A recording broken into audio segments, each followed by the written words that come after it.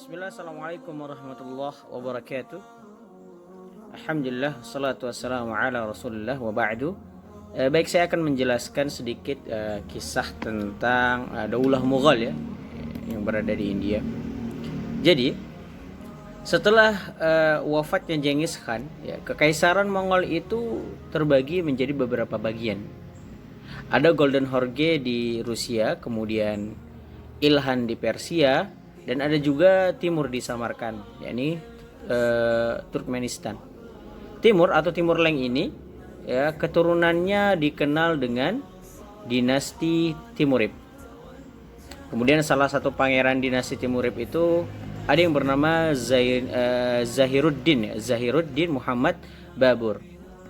Ketika dia naik tahta di Samarkand pada usia yang sangat muda, dia mendapatkan pemberontakan dari sepupunya sendiri yang masih sama-sama keturunan Timur Leng, yakni Muhammad Syaibani. Muhammad Syaibani. Akhirnya Babur pun terusir dari Samarkand, Turkmenistan. Kemudian singkat cerita, Babur pergi ke Afghanistan dan berhasil menaklukkan Kabul, kota Kabul di Afghanistan. Nah, semenjak disitulah dia berhasil menaklukkan dan kemudian namanya pun terkenal, kemudian namanya pun menjadi besar ya, orang banyak mengetahuinya, Zahiruddin Muhammad Babur. Dan orang-orang pun mengenalnya dengan Zahiruddin Muhammad Babur, keturunan dari Timur Leng. Ambisi Babur tidak hanya sampai kota Kabul ya.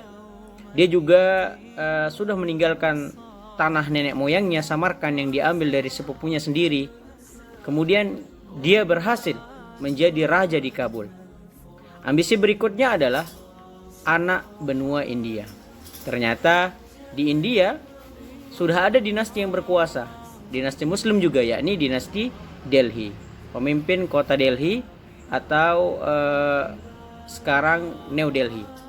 Nah, Babur ini berperang melawan dinasti Delhi.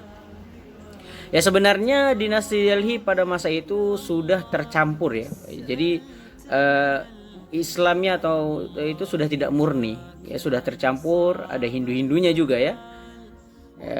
Nano-nano lah agamanya. Jadi waktu itu yang berkuasa di Delhi adalah dinasti Lodi. Ya, dinasti Lodi. Saat perang dia berhasil ya mengalahkan atau menaklukkan Delhi. Nah, semenjak dia berhasil menaklukkan Delhi itu, dia kemudian setelah dia menaklukkan Delhi, dia pun mendirikan Kesultanan Mughal ya. Mughal itu diambil dari nama bangsanya, bangsa moyangnya, ini Mongol ya. Dalam Mughal ya menggunakan bahasa Arab ya sepertinya ya. Mughal. Jadilah Zahiruddin Muhammad Babur sebagai sultan pertama di Mughal.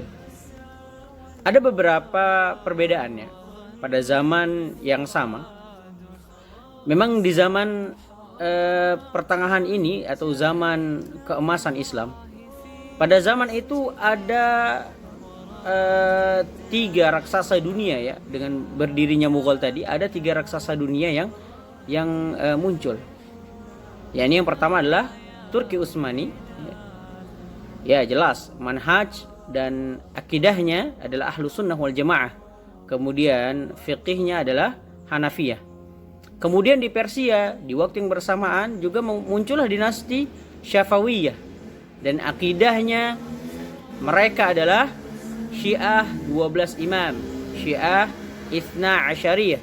Bahkan mereka juga menjadi pelopor, dan sekarang pun Iran mengikuti fikih politiknya dinasti Syafawiyah ya, karena mereka menancapkan wilayatul faqihnya di Timur Tengah. Jadi Syiah itu ya seperti itu ya.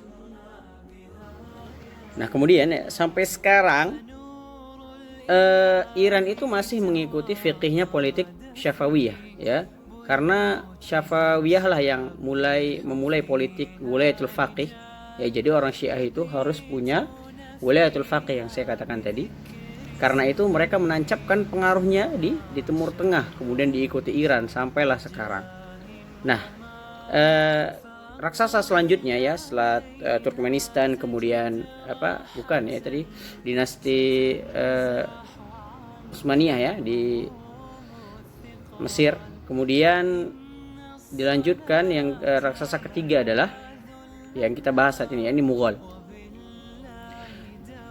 Mughal berdirinya di India ya, di Delhi, dan menjadi raksasa ketiga setelah Utsmani dan Syafawiyah ya, yang Syiah jadi. Berbeda dengan Utsmani yang jelas akidahnya adalah Ahlus Sunnah wal Jamaah, kemudian fikihnya adalah Hanafiyah, dan Syafawiyah yang jelas-jelas memiliki akidah Syiah 12 imam Isna Asyariyah.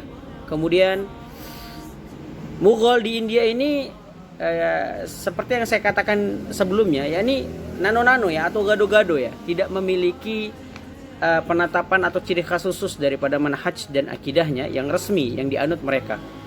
Ya, kalau Utsmani jelas resmi, kalau di Mughal ini bahkan setiap sultannya itu mereka memiliki akidah dan manhaj yang berbeda-beda. Di antara yang kita ambil contoh adalah Zahiruddin Muhammad Babur. Secara akidah dan fikih, ia adalah Ahlus Sunnah wal Jamaah, ya, memiliki fikih mazhab Hanafi. Nah, ketika beliau wafat dan digantikan putranya, yakni Humayun. Nah, Humayun ini malah pengikut daripada Syiah Isna Asyariyah karena pengaruh politik di India, ya, dan dia pun berbaiat kepada dinasti Syafawiyah. Karena mungkin berbagai macam hal bantuan politik ya, sehingga terjadilah seperti itu ya. Setelah itu muncullah Jalaluddin Muhammad Akbar, di mana Jalaluddin Muhammad Akbar ini memiliki akidah yang berbeda banget daripada yang sebelumnya ya, yakni memiliki agama sendiri, di mana dia mencampur baurkan atau menyatukan antara Islam dan Hindu. Karena di antara semua Sultan Mughal, dia yakni Jalaluddin Akbar inilah yang pertama kali memiliki istri dari agama Hindu. Untuk itu dia pun menggabungkan antara agama Islam dan agama Hindu menjadi agama tersendiri yang saya katakan tadi di atas, yakni Din Ilahi Akbar atau agama kepercayaan Akbar. Kemudian setelah dia wafat digantikan oleh putranya, yakni Ki Hangir, yang sama seperti kakeknya akidahnya ya, yakni Syiah 12 imam, Syiah Imamiyah Isna Asyariyah. Bahkan dia juga berbaiat kepada dinasti Syafawiyah. Kemudian setelah Ki Hangir wafat digantikan oleh putranya, yakni Shah Jahan. Shah Jahan ini termasuk sultan yang terkenal di India, dan Shah Jahan inilah yang mendirikan ya Taj Mahal ya, yang mendirikan Taj Mahal, dan dia memiliki akidah atau pemahaman yang serupa dengan Jalaluddin Akbar, yakni penyatuan agama Islam dengan agama Hindu. Ya, sebagaimana yang kita ketahui ya, Taj Mahal itu dari nama istrinya, yakni Muntaj Mahal, istri yang beragama Hindu, sehingga dia menggabungkan agama Islam dengan Hindu.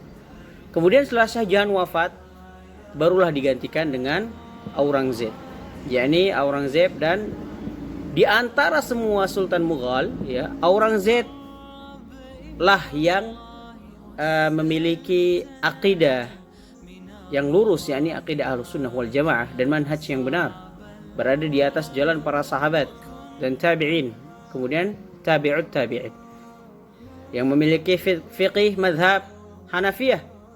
Kemudian Aurangzeb ini satu-satunya sultan yang merupakan ulama. Ya, jadi sebelum beliau menjadi sultan ya, saat beliau masih menjadi pangeran, beliau dia adalah seorang ulama yang aktif dalam bidang ilmu agama. Kemudian ketika dia diangkat menjadi sultan menggantikan ayahnya Shah Jahan, kemudian dia pun menulis kitab fiqih yang berjudul Fatwa Alamgir.